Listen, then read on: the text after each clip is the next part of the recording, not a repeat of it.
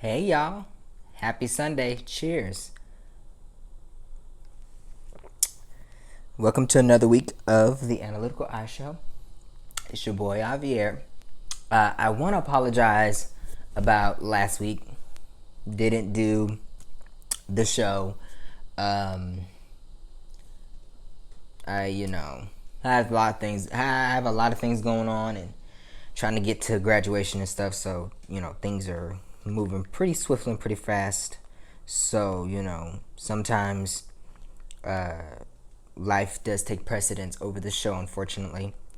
But I'm here today, but I promise you, from this point on, I know last week I promised, but from this point on, I am back, ready to get back in action. This week we are going to hold on one second. Let me pull up my notes. Oops.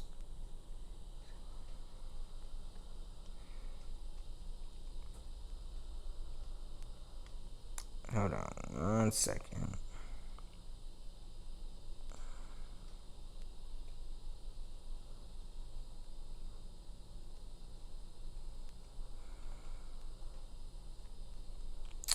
This week,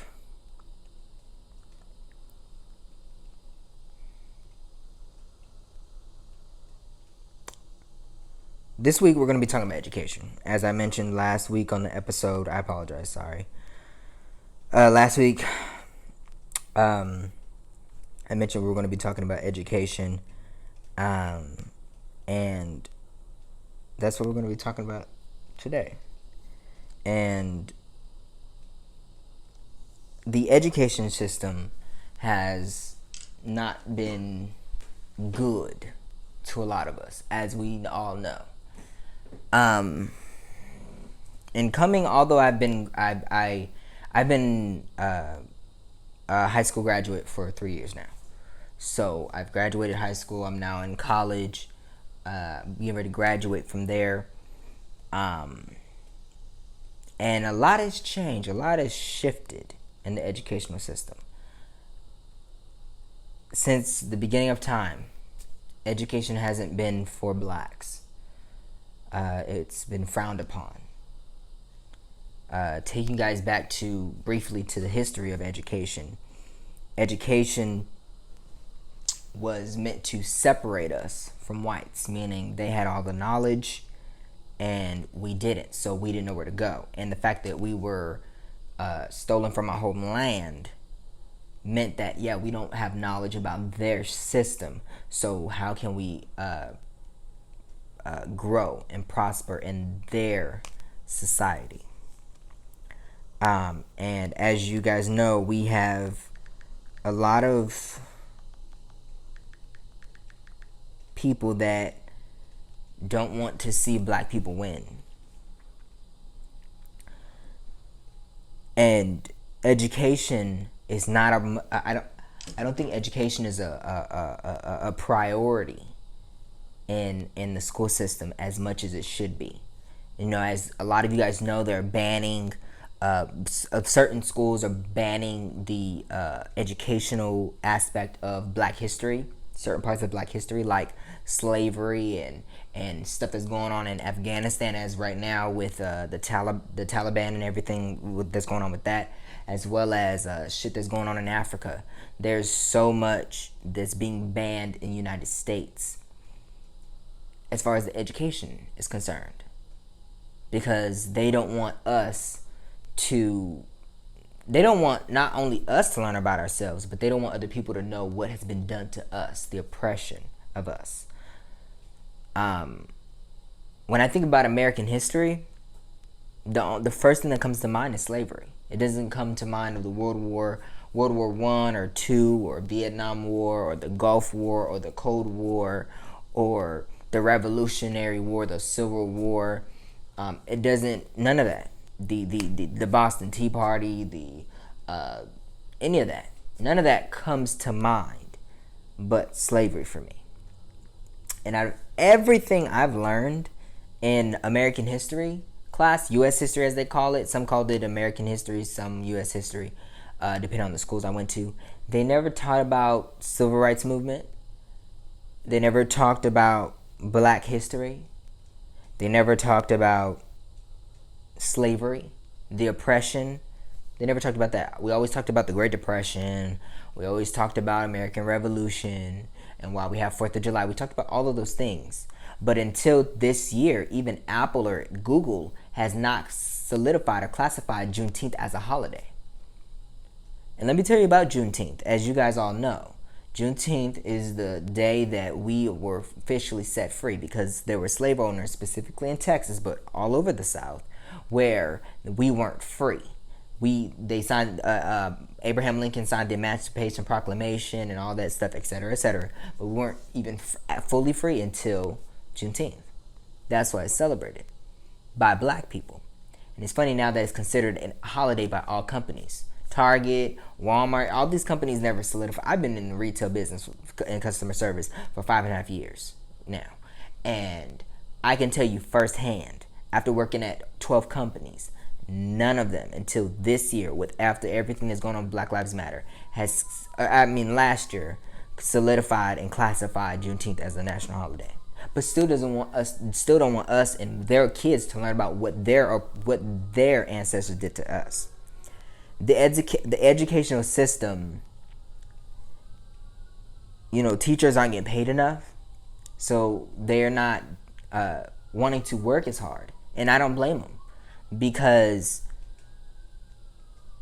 one of the things I was taught in high school is we had a lesson. One of the teachers brought up a lesson for the day as talking about, why does football players make more than teachers? Or let me actually put it in a higher bracket. Why does the president of the United States make only $400,000, but a football player can make $40 million a year? And we all went around and guessed and came up with guesses and thoughts as to why that is. And we all didn't know the true meaning. We just thought the main consensus or main denominator or common thought that we all were thinking, was that people go to football games. A lot of people go to football games. A lot of people spend a lot of money to go to football games. So that's why they get paid a lot of money. And the government just gets paid from our taxes. And I just thought about this, and I'll share this with you next, and once I get this on the road. Hold on one second, y'all. I want to grab something. Okay, my apologies. One of the things that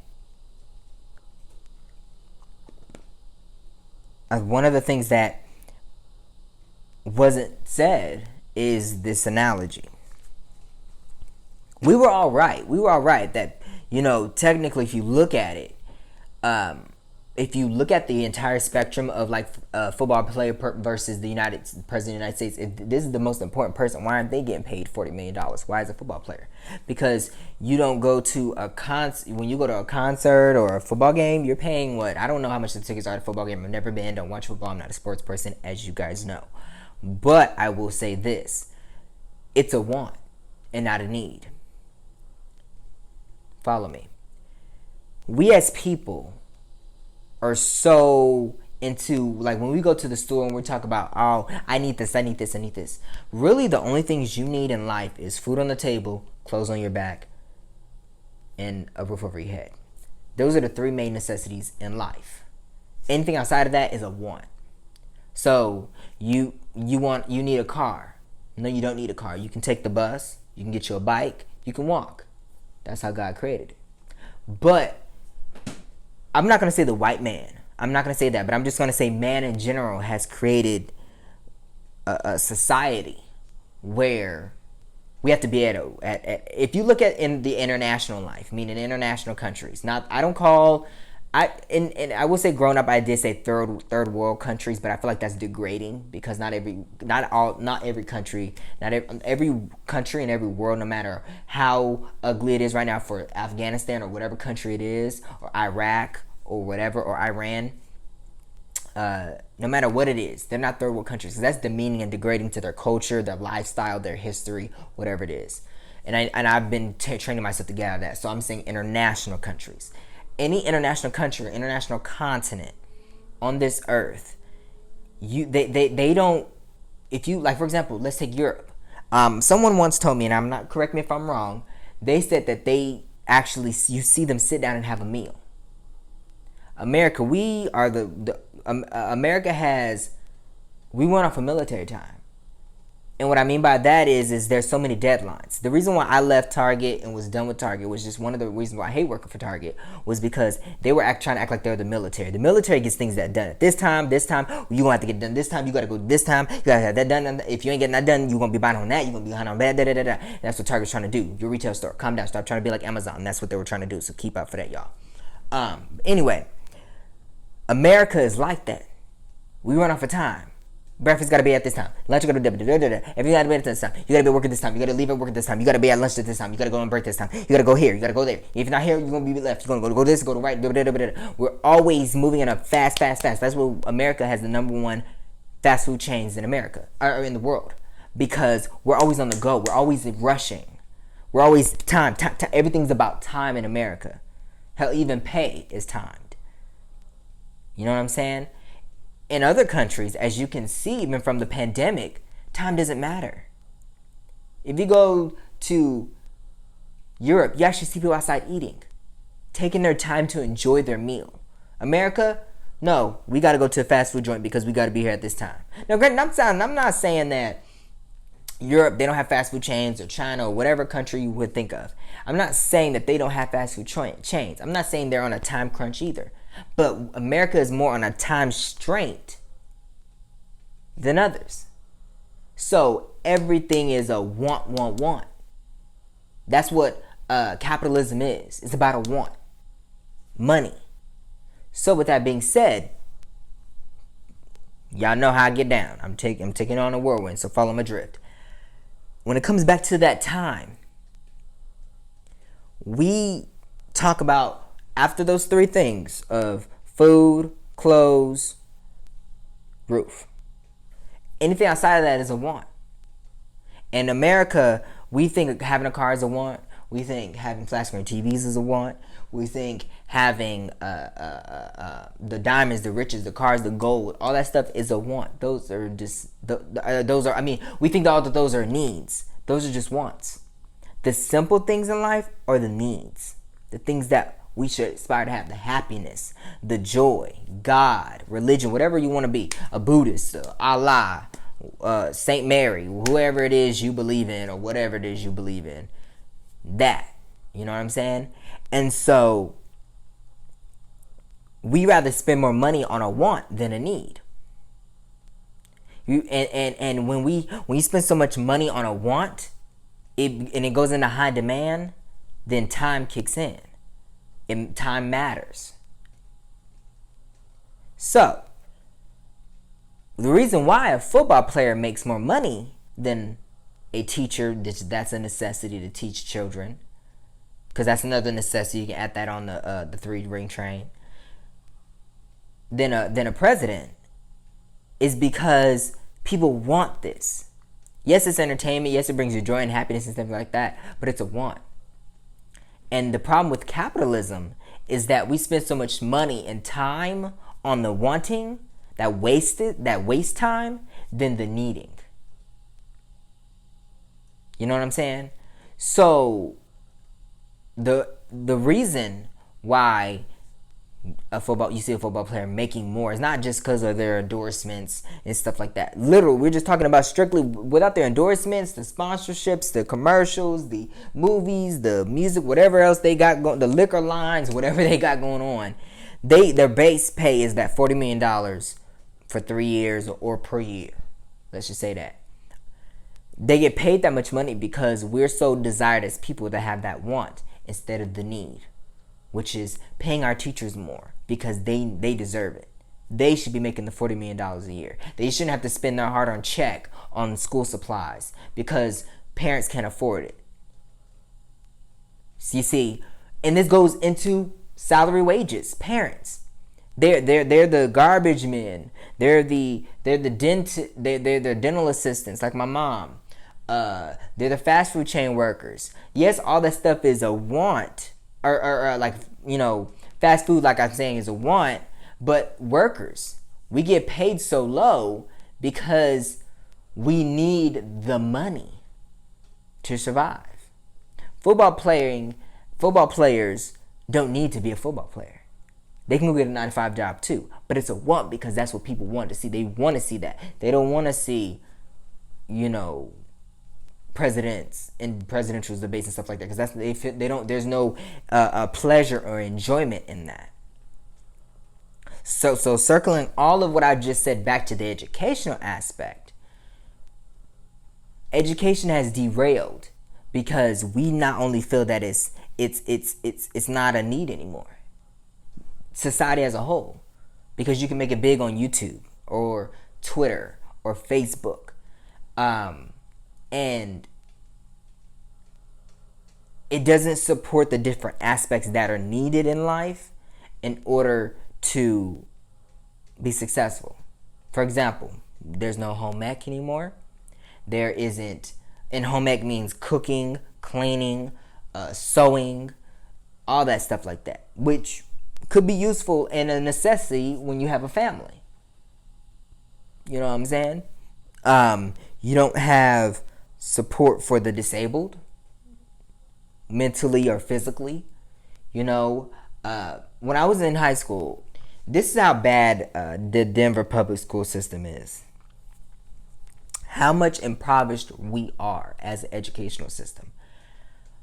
I've never heard of this before. The school I went to, the big building, the main high school, got shut down because of bad grades. The only way the school gets funding is if there's like good test scores, showing promising results as a school that you are educating the kids and they're retaining what you're teaching them. When you don't do that, they then start to lower your funding and your budgets. And so then you can't go on field trips. You can't buy equipment for the school. You can't get things fixed up, tidied up because of that. So what they do is they start to put you guys in redlinings. And red zonings or redlinings, whatever it is basically where a certain community, if you look it up, it's basically how much money goes into a certain community. And education plays a factor in that. Not just jobs or whatever. And sometimes, and redlining is all of that. Jobs, education, money, all that stuff that gets put into the community. And redlining means is sometimes is where certain areas or communities or districts or zip codes don't receive the proper funding and they lose out. That's what it is. And then basically you could think of redlining as basically a border wall around those societies, around those communities, and they don't receive any money. Everything on the outside does. And part of that is the educational system. So the government feels that, if the kids aren't retaining what you're supposed to teach them based off of what we think you should be teaching them, then we're going to take your money away. We're going to take your funding away. And that's okay, though. That's okay because education is not needed. It's fine. You're not learning. So what's up? We're wasting money then. So then they redline or red zone the community. You don't receive the proper funding that you need to keep not only the building up, but teach your kids, get better textbooks, because education changes every year. I remember, and before I move on to this next part, my main point in this is that Denver was so impoverished that they moved 3 schools in one. 3 schools. You had my school, which was no community art school, a middle school, and a high school. Then you had DCIS. I think it was like Denver Community Institute something science or something like that. And then you had Strive Academy. So you had 3 schools and this one building meant for one big high school.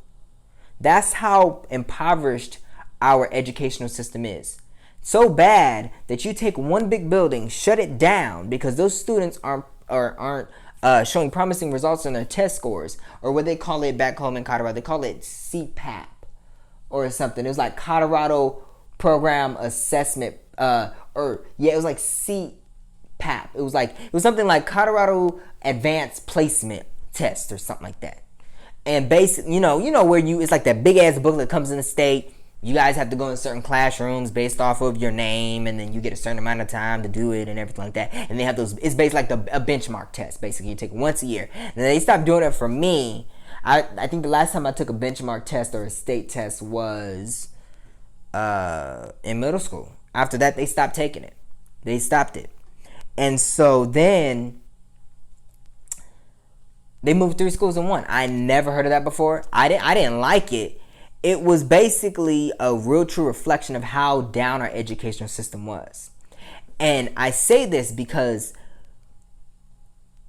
going back to 1960s, if you watch this movie called The Best of Enemies with Taraji P. Henson, and what's that damn fine white man's name? He's really cute. I shouldn't say that, but whatever. Why is my thing is always saying okay? I forgot his name, but y'all know it's on Netflix right now. Watch it. It's called The Best of Enemies. Well, I'm gonna pull it up, see if I can pull it up. But while it's loading, that movie shows you how redlining started, how a red zoning, whatever it's called.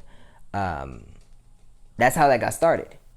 Because if you look at that movie, the white kids got fresh books, fresh supplies, money. They got the funding they needed to keep their kids smart in schooling. While the black kids got their, like, they would get, like, a 10th grader will be reading a 9th grader's textbook. Why? And then those textbooks were worn out and they were taken from the white schools and then they were given to the black schools. Now, follow me. Then integration happened. School integration. So then here's what happened. This is where the public school thing comes into play.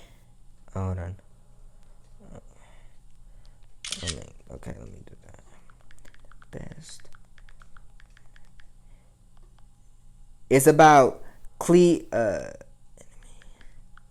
it's about Ann Atwater, rest in peace, and C.P. Ellis, which was a Klansman. Oh, his name is Sam Rockwell. There we go, Sam Rockwell. I know it started with an S. It's about 2 people that basically, he was a Klansman and she was fighting for black rights. He ended up denouncing the Klans group and voting for integration in the school. Watch it. It's a very powerful movie. Taraji P. Henson killed her role, as she always does. But back to what I'm saying is there was segregation, especially in the South. Segregation. Schools in segregation. They voted for all 50 states eventually after so much time, but not only integration and everything in the restaurants and theaters and anything you think of. They finally had school integration. What happened with this was this. Usually it would be, like I mentioned, white people's worn-out textbooks would get sent to the black schools, but not the right textbooks for that grade level. So they'll be a grade level behind, or even 2 or 3, whatever it was. So we can always be deemed as stupid and not trustworthy to have a high school education to be able to get that bank job, get that college degree that we needed, whatever the case may be. And I'm going to touch on that benchmark shit and how that's racial too. We'll get into that in a minute. But what happened is that after school integration happened, there became a thing called academies, preparatory schools, and public schools. Public schools are they're paid for by the taxpayers, basically. And here's what happened is this. White people thought, well, you know what? My kids are still better than blacks. So you know what? So now we got school integration, let's create this and we'll just pay our own money. Because see, preparatory schools and academies, based on what it is, and some charter schools. I went to a charter school before, but it was it was a public school in some aspect. However, a charter school, academy, preparatory, and charter schools have their own curriculums. So like there's public school curriculums, academy school, preparatory school, and freaking charter school. However, the if I'm not, and I don't know about those, like I don't know about private or preparatory or whatever, or academy. I don't know about those. But for at least public and charter, when I went, they did have to follow the district's like what had to been taught at this, what had to been taught this semester, what had to be taught in this time, and in this order, what you had to test the kids on, what you had to believe. And a lot of times, at least for me, when I was at NCAS or at my charter school, a lot of the teachers didn't believe this should need to be taught. What they would do is touch on it, but not too much. But they would touch on the things that they felt we needed to know, and was rightfully so that we needed to know. You know what I'm saying?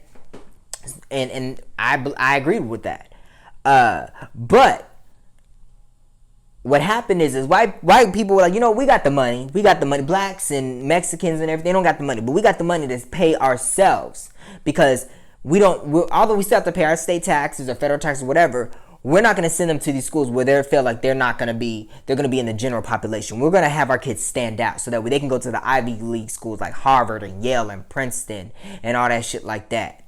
And Duke or whatever the damn other schools out there that are fucking, them big Ivy League college schools that they think is all that. They said, you know what, we're going to create a thing called preparatory. We're going to create a thing called private. And we're going to pay our $100,000 a year for you to teach our kids. They're going to get the best food, they're going to get the best education, and stand out from the crowd so that we can keep those white jobs in the white community. At Warner Brothers and at Amazon and at Paramount Pictures and Netflix and CBS and pharmaceutical companies and publicly stock exchange companies and the Dow and the government. Keep it white. Let's keep it white. So what happens is this. They're off getting their good education with good books and everything like that. What happened is the funding for public schools go down. Because white people now, we don't agree. So then that's what happens with the redlining. See, redlining never went away. It's just now that it's affecting the general population. So the upper echelon white 1%, the haves, get the goodness, and the have-nots still stay in the have-not area. That's what happened in that's why it has derailed. That's why it's still derailing education. Because before, whites and blacks both were in public schools. But blacks were still being redlined, and whites weren't being redlined. And they were getting the better education. Now we all felt that's not fair. Black people are not receiving the equal amount of education as whites, and we're supposed to be getting the same education, so that's not fair. We need to, since we're all supposed to be under one nation under God, and we're supposed to have freedom, we're supposed to be this, segregation needs to happen. Integration needs to happen. Integration needs to happen in our schools. We should all have a fair shot at education. White people say, you know what? Fine. We're going to let you have that so you can shut up. But we're going to create our own shit. And put a price on it now. A high ass price on it now. So that way we know you can't afford it. So then you can't say, oh, it's about a racial thing. It's just a money thing. You get what I'm saying? You following my drift? So then they said, well, you know what? You ain't going to worry about the bad textbooks no more. You ain't going to worry about none of that no more. We're going to let you have your integration, your books, whatever the fuck you want at your little rickety school. We're going to hire Ivy League smart Albert Einstein type people. We're going to pay them hundreds of thousands of dollars to teach our white kids so they can stay in those white jobs and still be the boss of the CEOs, the COOs, whatever, CFOs, whatever like that. If you don't know them, get them. That's the chief executive officer, the chief officer of operations, the chief financial officer. I know all the acronyms. The VPs, the presidents, the chairmen. There's a difference between all those things. Do your homework on business. But that's what white people thought, and that's how it is now.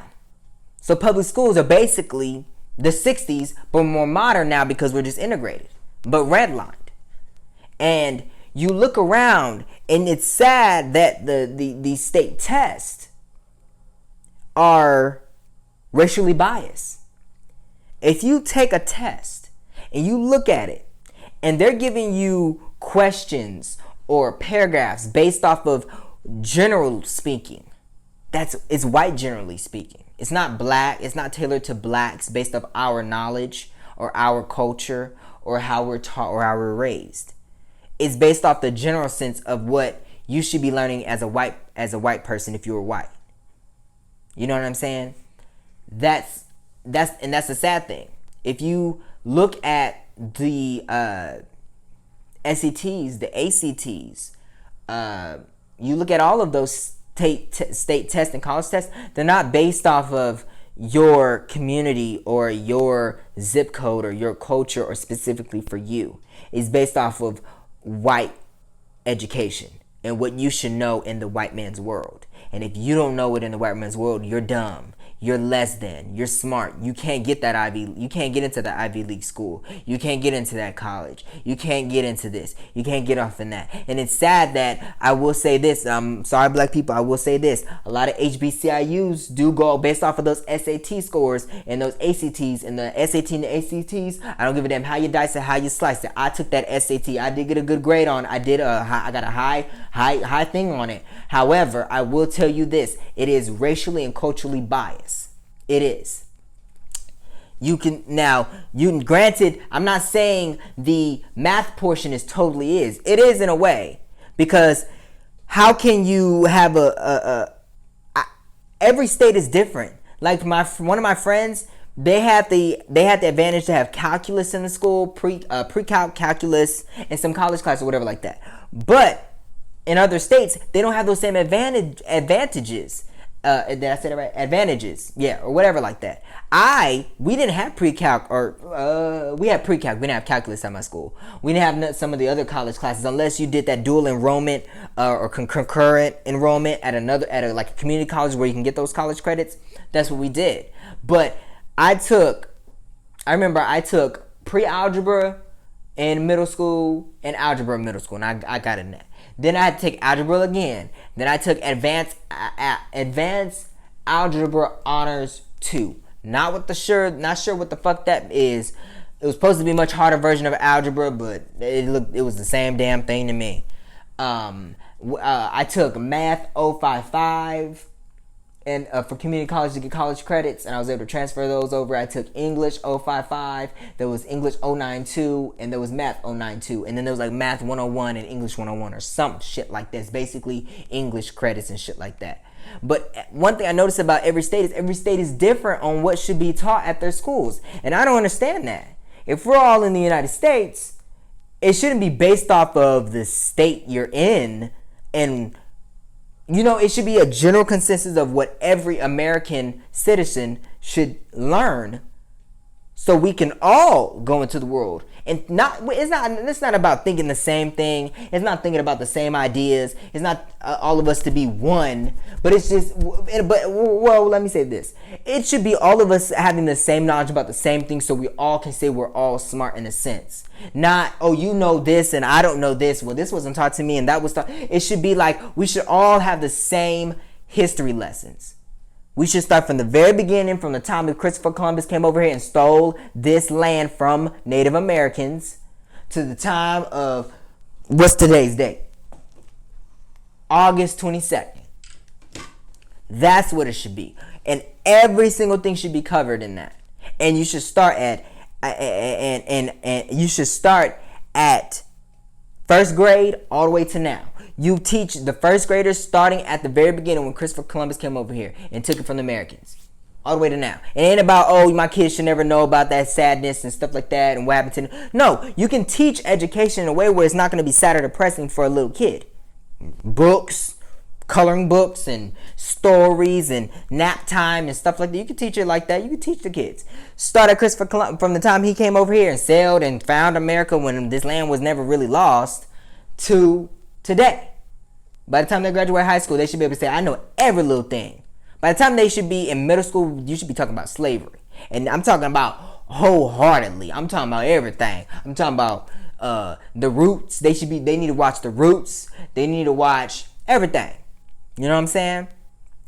Talk about it all. Talk about all of it. The drugs, crime, murder, rape, everything.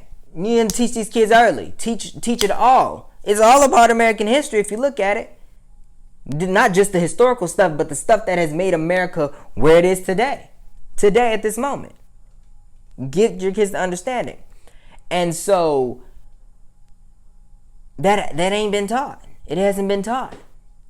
Because it's frowned upon. It ain't about the shame or the embarrassment and stuff like that. America wants you to learn about the white America. I remember we used to have these actual benchmark tests that we took like every quarter of my middle school when I was at Pioneer Charter. That was my middle school. It was this benchmark test where you had to read it and they would follow along with you in the book, and anytime you like had a pause or made a mistake, they'll mark it or something like that. And then they had like a sheet the teachers went off of, and if you had like 5 or 6 mistakes, that counted as something or whatever like that.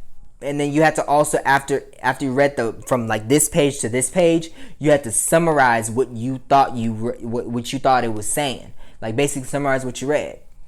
And I ain't gonna lie, I have not a dyslexia. I'm gonna call it dyslexia. I have a problem with being able to recount what I've read. I will tell you that. My problem is I rather someone read it to me, and then because then I'm a visual person. So for example, me reading a book is a struggle for me. One, because I get lost in the fucking pages. That's all them damn words and shit. Damn, it's a lot. But if someone's reading it to me, not only can I hear the words, but I visualize the shit. But when I'm reading it, even if I'm reading it out loud, for some reason in my brain, I can't visualize and comprehend and understand. I know the words. I know how to pronounce it. I can read. I'm a fast reader, but reading a chapter and then trying to summarize whatever, it goes blank. I go blank. I'm gonna tell you that right now, guys. I go blank, and I've been that way since the very beginning. And the reason I say that is because because me looking at a book, for some reason, and I'm not trying to explain it to you guys to understand. You take it how you get it. I'm just trying to explain it in a way of like, when I look at a book and I'm reading and I say all of the I say, like for example, I take a paragraph and I read it. I read it. I know what I read. I heard myself reading it, but I want to visualize it. And I can't comprehend fully what was read or what was said in the book because I was too busy. There we go. I'm too busy reading it and not comprehending it or, processing it in my brain, and that's the problem with the educational system. The educational system expects all of us to get it just like that. Some people get it faster than me. Some people are just like me. And that's the problem with the educational system. They want K through 12. Bam. You should know it. You should get shit down like that. If you're not, you ain't nothing. You ain't worth it. You ain't the time of the day. You don't understand it. You never gonna get it. You only get one try. That's it. You know what I'm saying? And so, but I always got good grades in school. I did. I tried my hardest. I wrote good paragraphs. I learned. I eventually got a lot of the shit. But, I was great in math. Great in English. I was really a good writer, visual writer. I always got in trouble at the PTA meetings. Like, for example, one time I wrote a line in the book and a house story of how I pimp slapped my sister. And the teacher read it. And then on fucking parent-teacher conference day, the bitch gonna fucking sit up there and snitch to my mama and say, your son wrote this in the book. And then my mama got on to me about it. I was just saying shit. She told us to write a damn story, so I wrote a damn story. Yeah, I wrote a story about how I pimp slapped my sister. It was funny. I don't even know if I still have that damn journal. It was my teacher, Miss Just, but she got married to a man named Mr. Dickerson or some shit like that. But yeah, I don't consider it a disadvantage for me. It's just that I was never meant to be a book person. I love books and I read books all the time. But technically, one thing I found out was that it wasn't the books that was the problem. It wasn't me that was the problem. It was the books, because they was when I was reading these raggedy ass books that I didn't understand and didn't like, until we started getting to high school and started reading them like rated R books. that talked about drugs and gangs and violence and stuff. I was like, oh shit, this is good. Like this one book I gotta look up the book, but this guy was real explicit in his talking and stuff like that. I think he ran for governor of California or something like that. I'm about to find the book. Oh shit, I don't even know if I can find this but this book was good. I remember I read it in I think it was 9th or 10th grade with my English teacher. I forgot her damn name. But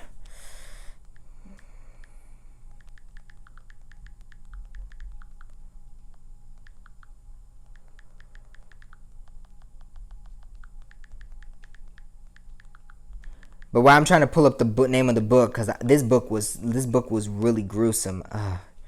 Crap. I found out that it was just, if I'm not entertained in the books, then I won't read I won't comprehend it, you know.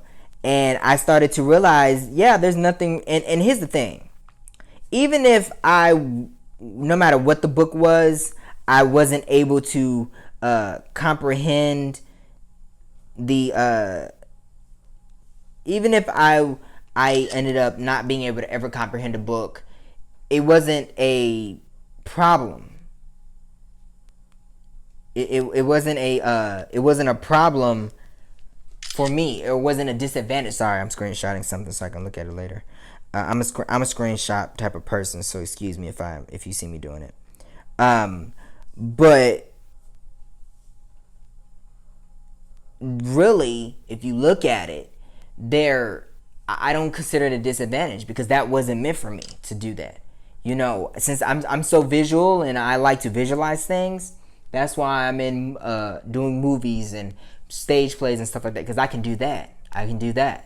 And I will say, when I'm writing a script, it is difficult for me because while I'm writing it, I know what I'm saying, but then I have to go back and read it, and that's a struggle for me. But what helps me is my action lines, because see, in a script you can write the dialogue and the action lines. So what I can remember now, because now I have this action lines. So where the person's gonna be standing, if the person's gonna throw something, or the person's gonna be yelling or something, I can visualize that. And then when I read the dialogue, I'm like, got it. So it worked out for me. You see what I'm saying? So with that being stated, now granted, in books, yeah, they describe what the person is doing, and then they have dialogue or quotes of what the person has said in there, but it's mostly just description and stuff like that, and it's all clumped together. That's not, you know. So I don't, and a lot of people would classify this, or a doctor that would come in and would classify this as a disadvantage, or say it's dyslexia or some whatever thing it is, you know what I'm saying? But I don't count it as that.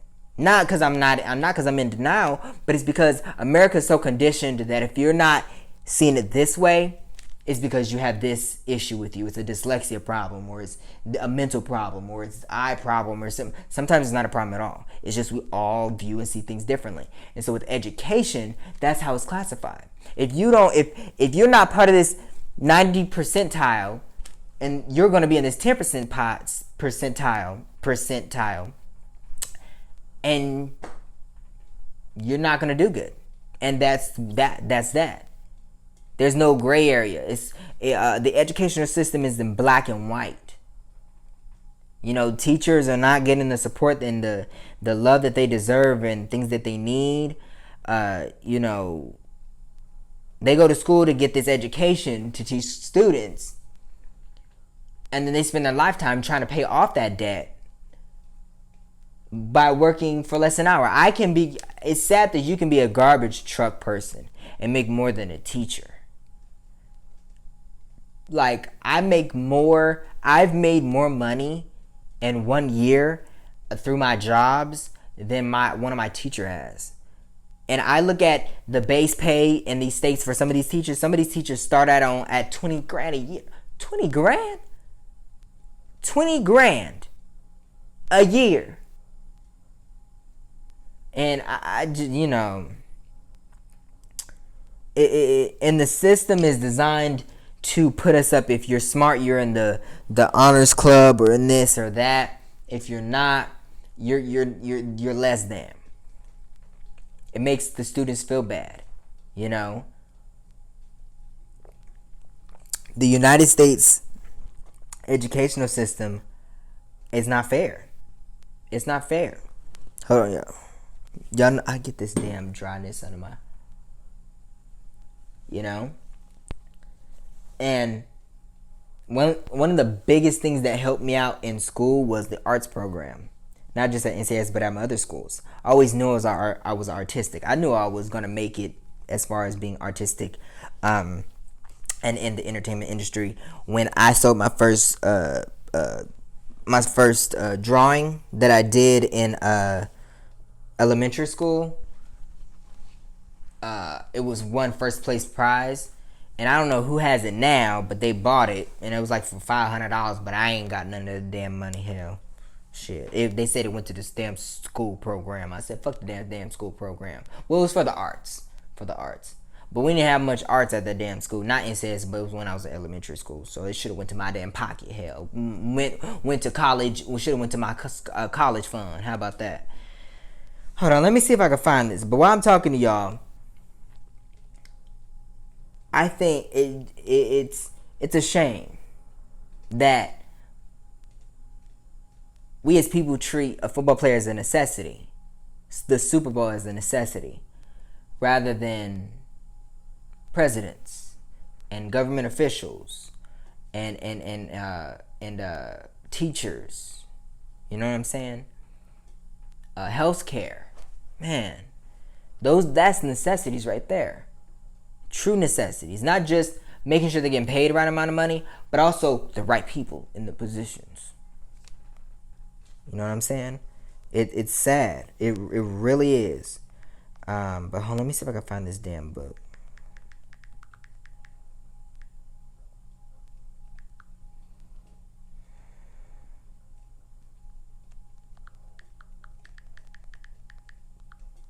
Oh shoot.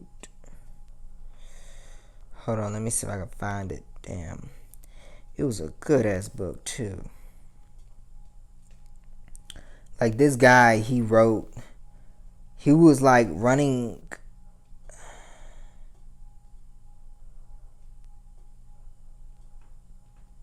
There's this one book. I think this is one of the books that I was hearing about. It's called The House on Mango Street. That I think one of my classmates in high school was reading that book, and it sounded like a really good book. I think it was talking about teenage. It was something on like teenaging in Mexican life. Hold on one moment, y'all. See if I can find this damn book. This book was good. And I'm sorry, y'all.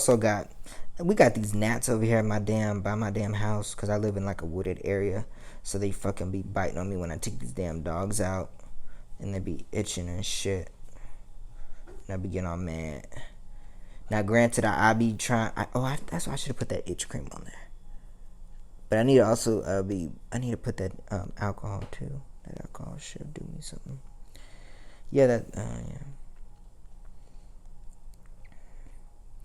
My mind is in a whirl. Give me a little hope. Once more, give to me too. Hold on. Book by I swore he was like he was running for governor.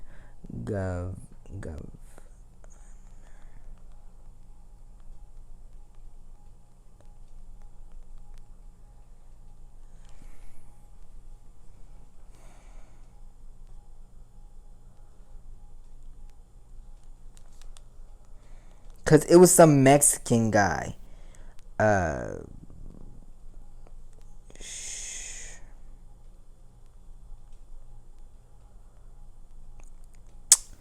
Oh shit, I hope I can find it.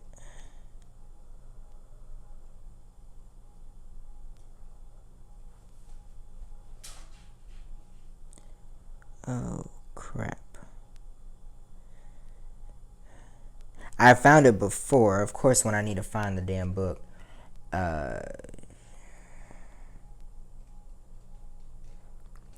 Auto.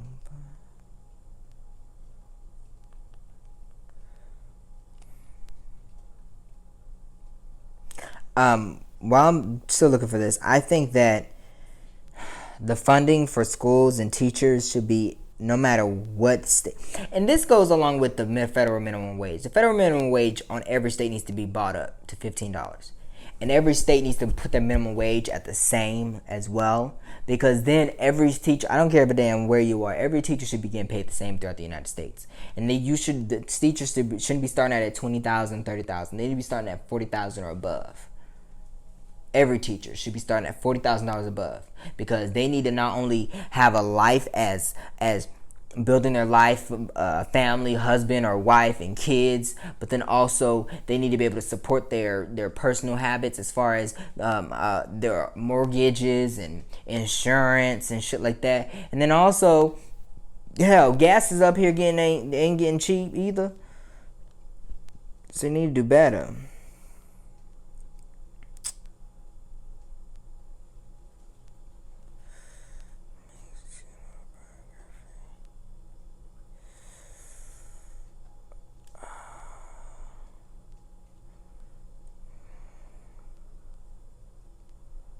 Hold on, y'all.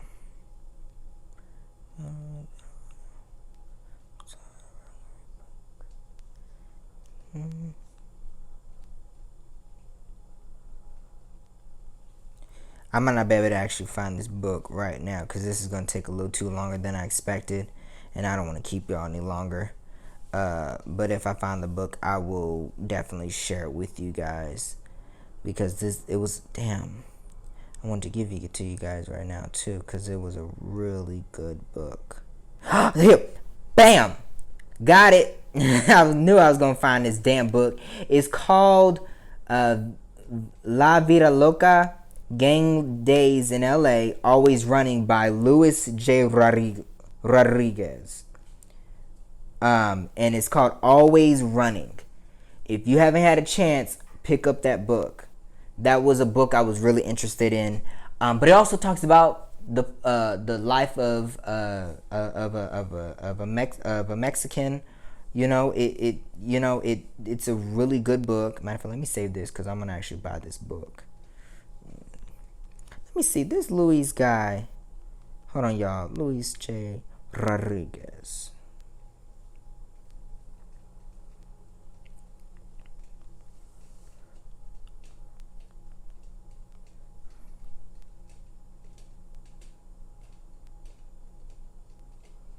I swore he was running for something. I swear he said he ran for something. But whatever. Same difference though, y'all. Usually I leave each episode saying like do better or this needs to happen. I don't have that for this episode. And I thought about one of my dreams. I never said I wanted to be a football player. I never said I wanted to be a baseball player or a doctor or a lawyer. I said I wanted to be a judge, but when I found out I had to be a lawyer first, I said bump that. I said I wanted to be a bus driver. I said, and it wasn't until I got to the 8th grade when I transferred to my middle school, where my teachers from my charter school, and this is how, when I left my charter school, because I was doing really good at my charter school, it was a more challenging curriculum than public school. I told my teachers, hey, I'm going to be going from charter to public and say yes. They said, oh no, we heard about that school. No, don't go there because it's public and it's not challenging. You need to go to DSST, which is a preparatory school. DSST is a lottery school, so the best of the best. They basically, you apply, and if they pull your number, your ticket, then that means you get in. You get in. And it's a really good school. It was called Denver School of Science and Technology. And I'm telling you, the campus was nice. Nice campus, y'all. Like, nice. And they said you should go there. So we try to apply and everything like that. But it's sad that other schools in the same city look down and frown upon other schools. That's also called redlining. If a school thinks that you're better than the next school, you're not. Just because, yeah, your kids may be smarter and everything like that, you're discounting and discrediting those students that are currently at that school. I think that that's wrong, especially as educators. Because I'm pretty sure when you have those teacher conferences for the district or for the county or whatever like that, it's wrong for other teachers to think that their school is better than the other school based off of school behavior or the curriculum that's taught or whatever it may be. You know what I'm saying? I think that's wrong, because how would you feel if, because teachers, you technically become a second family to your students, and vice versa. Students become a second family to the teachers. So how would you feel if your teachers at the school, my new school, or other schools were talking about your students or your school or whatever like that? That's wrong to do. And I noticed that, and I was like, that's so wrong for y'all to do that. I'm telling you I'm going to this school. No, go to that school. That's like basically saying, going to a white person and saying, oh, well, hey, I'm going to be going to Howard. Oh, no, don't go there. Don't go there. That's not a good school. That's not a good school. Or what's an Ivy League? I think Brown is a HBCIU Ivy League or something like that. If you say, oh, no, don't go there. Go to Harvard. Why? Because it's white people? Don't do that. Don't ever do that. And that's what also divides as well. But back to what I was saying though, with my difficulties for comprehending. That's the sad thing about the education system in the United States. It's the number one thing with colleges as well. You know what I'm saying? Everybody in the educational realm looks down on each other. Who's the best? Who's the worst? Instead of, how can we all educate everyone in their own way, and whatever level they're at is at their level, and it's 100% of what they need to know and should know and have to know and want to know so they can excel in life. Not about, oh, our shit is all the way up here, your shit's down here. They're going to know more than you, and they're going to succeed more than you. And we're going to make sure they succeed more than you to show you that you should try to strive to this so you can get there, so everybody can be striving like that. No. Because black culture is different from African culture. African culture is different from Mexican culture. Mexican culture is different from Hispanic or Latin or Spain or European or Canadian or American or Chinese or Japanese or Australian, Indonesian, Indian, Afghanistan, Iran, Russian, whatever it is. It's all different. The educational system realm is so bad, so horrible, because everybody is supposed to be at that top echelon instead of at your own top echelon, because your 100% is different from my 100%. But as long as I am striving in my 100% and you striving in yours, that's fine. You went to Harvard, that's your 100%. I went to Howard, that's my 100%. And it's not, I know that's a white school and that's a black school, I'm just saying. Or I went to a community college, that's my 100%. That's my 100%. I didn't go to college, that's my 100%. I got a GED, that was my 100%. I got a high school diploma, that's my 100%. Or I skipped a letter grade, or I had to repeat a grade. That's my 100%. As long as you're putting your best foot forward, that should be your 100%. I guess that's what I'm leaving y'all with today. But that should be your 100% in the educational realm. Not about, this is the only 100%, and you should be striving to that 100%. If you're not striving to that and you can't get there, or you're not there, you're not 100% at all, and you will never make it.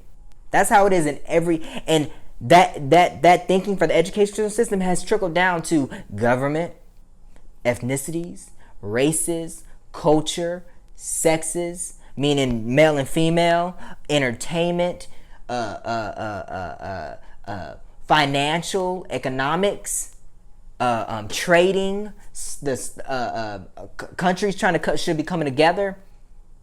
The only time I ever see the world coming together, except for, I don't know if Russia's part of the Olympics, is the Olympics. Now, I don't really care too much for them. Sorry if I did it. I don't really care too much for Olympics. I didn't watch it. Don't really care. I like Serena Williams, Gabby Douglas, my black people. And congratulations to all of the black people, the Africans, the Jamaicans. We did good, man. And they try to denounce us. We're the best runners, the best everything. But did y'all know that they added speed walking to the Olympics?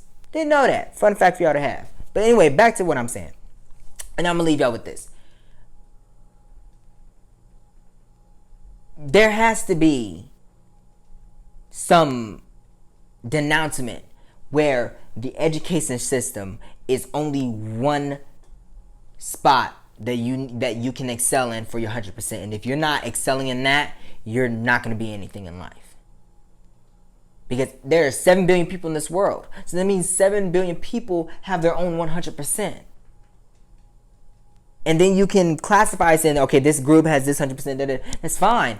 But as long as you're accepting, and that's the thing. It should be in the educational realm. It should be accepting and respecting. I usually say you don't have to accept something as long as you respect it. But you should accept that 7 billion people on this earth are going to all have their different 100%. There shouldn't just be one lane where you can strive and that's it. If you're not in that lane, if you're not trying to strive, or if you're not in the lane that can take you to the 1%, you're going to stay in the 99%. No, that's not how it works. We all should be the haves. Not have, some should have, and then some should have not. That's not how that works. And that's how it's been. And that's where redlining comes in. Redlining doesn't just exist in the United States. Redlining exists everywhere in the world. If you are in an impoverished community, you're not going to get the funding because they don't not only believe that you don't deserve it because you're dumb, you're smart, you can't be in. You're showing them, or you're basically proving that you can't get to that one spot of 100%. You can't excel to that, so we're not going to worry about you. You worry about yourself. You worry about how you get down. You worry about yourself. You fund yourself. You find your own money. You do what you got to do. But it all started because one man thought he came to this land and thought he found it when it was already here and established by people here. And then other countries did the same thing, and not just that this one male sailed to this North American land. It's just in general, other countries redline each other. Australia redline, Europe, Russia, China, Africa. Every continent, every country has redlining in it about where money should go, when it should just be money across all the boards. We're all people living on one earth and get one life and have the same color blood running through our veins. That's in 2 eyes, 1 nose, 2 ears, whatever. We all start out the same way. All of us. So why not start us out fresh, out the gate? Why is it going to be so difficult and so complicated? And then you got stupid ass people like Jeff Bezos, whatever his fucking name, that makes additional $100 billion and makes skyrockets his net worth up to over $200+ billion in net worth, but his workers are only making $15 an hour, and he can skyrocket to outer space and has the audacity to charge people $200,000 or whatever, $500,000 or whatever the damn price is for that. It's all about money, capitalism. It ain't about socialism, and we should be about socialism. It shouldn't be about capitalism, about money all the damn time.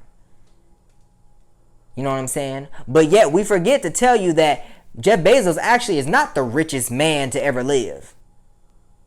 It's there was a man called King let me pull it up. He was worth $400 billion. Over $400 billion. It's King Musa. That's his name. King Musa. I don't have to pull it up on my notes. His name is King Musa. Look him up. He was worth over $400+ billion while he was living. That is the number one person. That's the richest person in the world to ever live. And he was African. So there you go, Jeff Bezos. Not just throw that in there, but I'm just saying. This country is all about money. This world is all about money. It's not just this country, but a lot of countries and continents are all about capitalism. But sadly, America's the number one for capitalism. There, if you look at for COVID, for example, COVID, all the other countries, they gave out salary. They said, stay home, we're going to pay your year's worth salary. So people literally were able to sit home and take care of their families and stay safe in the home. And the government said, we're going to give you, you make $80,000 a year, guess what? You're going to get the $80,000 a year. $80,000 for 1 year. America, we only got, 3 stimulus checks that amount up to no more than like $4,000 for an individual. I think mine was a total of, like $3,200 in total. Let's see, because they gave us the $1,200, then a $1,400, and that was $2,600. And then they gave us another $600, which was, so $2,600. That's $3,200. I make that in, and that was 3 times separately.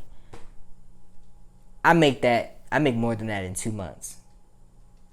My checks are over $1,000 every 2 weeks for that amount. Come on now. Hey, what are y'all doing? I guess it's time for them to go outside. All right, y'all. Well, I love y'all. I will talk to you guys later. Hold on 1 second.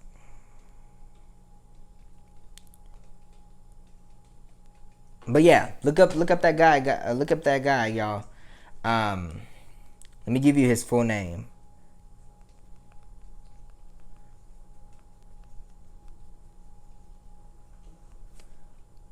His African. He was at the peak of Mali Empire. Mansa Musa had a net worth that was worth the same as a modern equivalent of $400 billion.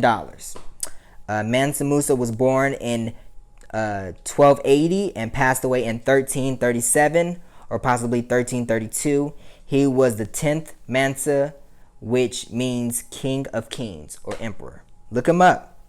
The richest man in the world. Proven. And that's not just coming from Google. It's coming from Daily Mail, BBC, Upfront, Scholastic, Wikipedia, all of it. Look them up. But I love y'all so much. Thank you for watching this episode of the Analytical Eye Show. I will see you guys next. Matter of fact, I'm going to be doing a midweek episode, and we're going to be talking about mental health. So stay clear for that. How you're checking in with yourself and hello self. How are we doing? How are you doing? That's what the title of that episode is called. Hello self, how are you? So stay tuned for that. I'll probably be doing that Wednesday, but check it out. But I will see you guys next Sunday as well. I love you guys so much. I appreciate you so much for watching the Analytical Eye Show. As you know, you can follow me on Facebook, Instagram, and Twitter at Javier Vassal. And you can follow the show at The Analytical Eye Show on Facebook and Instagram. And on Twitter, it's iAnalytical. And then you can also follow me on TikTok at Javier Vassal. And then I will be trying to do sessions again, so you can follow me there. All of it will be in the descriptions below. I'm going to try to get back in the sessions to do live concerts because I've really only done one, and I was supposed to do one for my birthday, and it just didn't happen. Everything just fumbled down. But I promise y'all I'm back. I will see y'all next Sunday and this midweek. Thank you so much for your love and support. God bless you all. I'm praying for you guys with wealth and health as the Delta variant is out here and COVID cases are rising, and this government and the CDC are doing nothing to help us because we're in a capitalism country. But we're going to stay blessed and be well that we're allowed to see another day again. God bless y'all. Have a great Sunday. Peace in the Middle East, as they say. And also, cheers. See you next Sunday.